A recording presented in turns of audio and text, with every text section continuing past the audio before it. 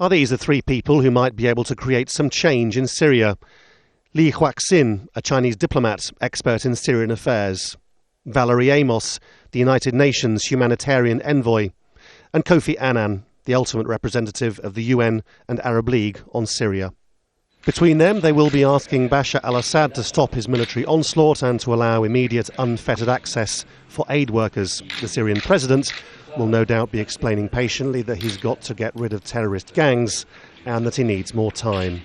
The Syrian government, Bashar al-Assad himself, he will try to say to them that, this is the effort we have done so far, and we will not be able to stop this operation unless we are convinced that there is no more threats. And will be the real test.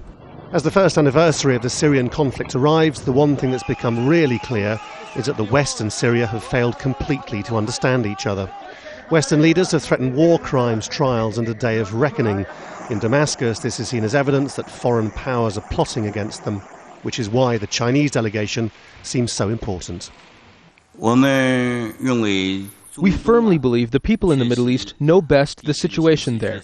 Issues in the Middle East region should be solved by the people in the Middle East. The future and destiny of the Middle East should be determined by the people there. Which is another way of saying that the Chinese won't judge Syria in the same way as the West, and that's got them the invitation. Beijing itself does not have a lot of clout in Syria. However, it already said that it is willing to contribute to humanitarian aid in Syria, provided that there is no effort at regime change. And basically, Beijing is opposed to action by the US-led Western alliance as far as military intervention is concerned. The logic must be a stop to the fighting, a ceasefire agreed by both sides, and a humanitarian aid corridor, followed presumably in the longer term by political talks. That at least is the Chinese model.